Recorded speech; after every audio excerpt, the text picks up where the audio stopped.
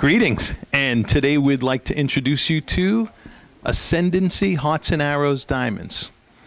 Ascendancy Hearts and Arrows Diamonds are the culmination of over 15 years of studying ideal cut rounds, actually ideal cuts in every shape that's virtually cut, and hand selecting diamonds for the finest optics.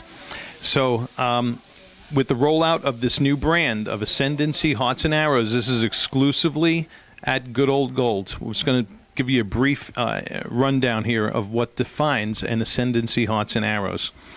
First of all, the diamond must be either a GIA Triple Excellent or an AGS Ideal. Okay, that's step number one. Step number two, if it's a GIA Excellent, the diamond must have AGS Ideal optics.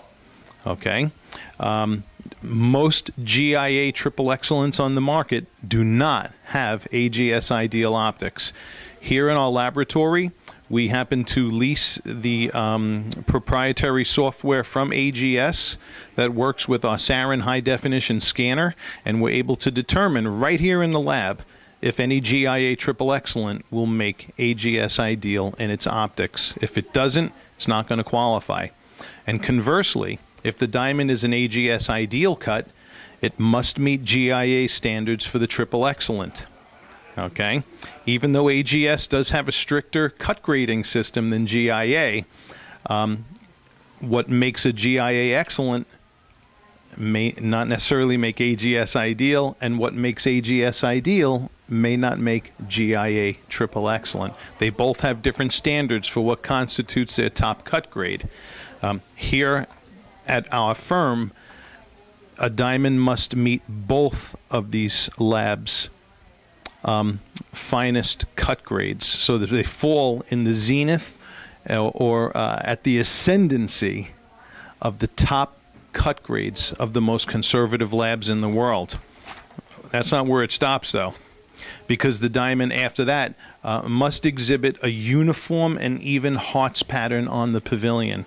The hearts pattern on a round brilliant cut diamond is going to reveal in a plain and simple way just how precise a diamond has been cut with relation to its three-dimensional symmetry or its optical symmetry. Optical symmetry is a feature that's not yet graded in GIA or AGS. However, we're one step ahead of the game here, and if that ever becomes a grading standard, our clients are one step ahead. And by the way, we provide photographic evidence of optical symmetry. You could see it in the arrows patterning through our ASET images, which I'm going to get to in a second, or fire scope images, and you can also see it especially in the hearts patterning. If a company claims to be hearts and arrows, or a diamond, somebody's claiming a diamond is a hearts and arrows and there's no photographic evidence, don't buy it. Okay. The diamond must not exhibit extraneous light leakage via a fire scope or Diam X-ray analysis. People doing research on diamonds have heard of the fire scope or the ideal scope, or on our website there's a technology we employ, Diam X-ray. They're all showing basically the same type of information. How much light leakage exists as the light enters the crown of a diamond and falls onto the pavilion. Light is either going to refract within the diamond and come back out, or it's going to leak through the bottom. On our Ascendancy Hearts and Arrows diamonds, there is going to be no blatant light leakage. Okay? And you're going to see it in the patterning. I'm just going to include it in this video here I'm making as well.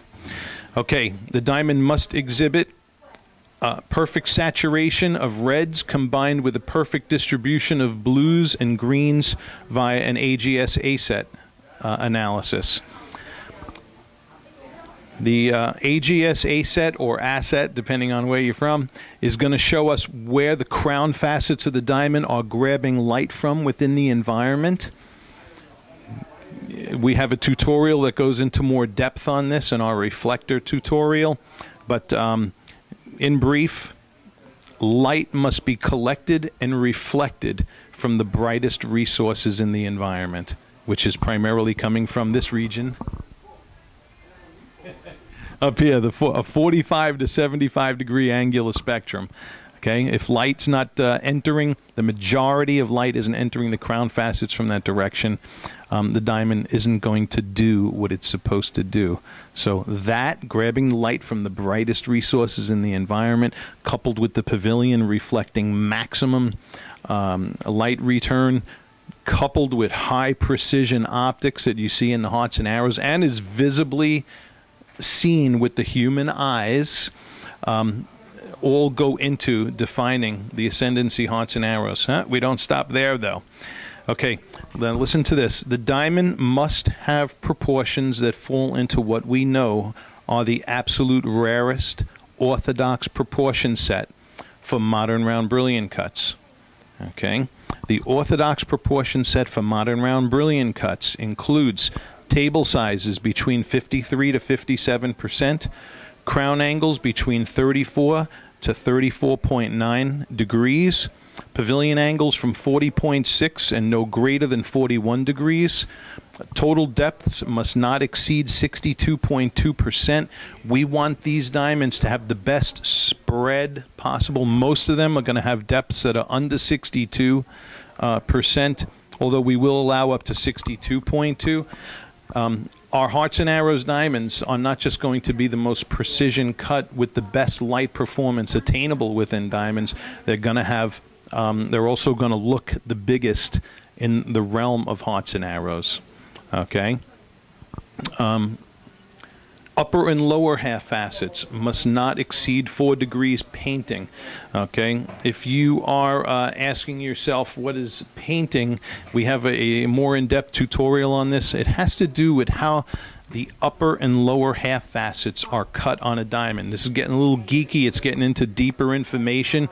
But if those around the perimeter of a diamond, on the crown, up on the top there, you have 16 upper half facets. If those facets are cut too shallow or too steep, okay, it's going to impact the optical performance of the diamond in a negative way.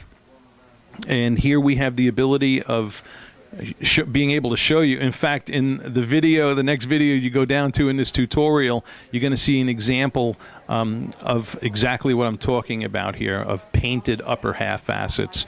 So if the upper and lower half facets are cut to angles that are not going to flatter its optics, we eliminate it. All of these steps that I just outlined for you right here, and that's included in this tutorial, there isn't a website in the world that scrutinizes their diamonds to this degree. Okay, we're doing it. We've got the experience. We've been here online now for over 15 years with experience, plus in my personal experience working in the optical sciences and with optical technologies to analyze this. And I'm going to cut it short right here because I've kept you long enough. Thank you for watching. One last point. We are going to back these, just as we always have, with our best policies possible. Not only do you have 30 days full cash refund or exchange on these, you have the rest of your life. If you ever want to trade it back, we're going to give you what you paid for it on a trade-in. No stipulation on the trade. You could trade to not only another Ascendancy hearts and arrows, but if your taste changes for a different ideal cut, we feature the best variety of ideal cuts in the world right here at goodoldgold.com. So if your taste changes, you want to trade up to a different ideal cut, and there's no stipulation on the trade. Most websites, when you trade up, it's got to be double. We don't care. As long as it's a dollar more than what you bought, you can trade up. All of these diamonds are going to be bread and butter goodies. The ones that are always the highest in demand and always the ones that carry the highest value. Yet at the same time, not too expensive either. And that's the beautiful thing about Ascendancy hearts and arrows diamonds. All right, I've kept you long enough. Thank you for watching.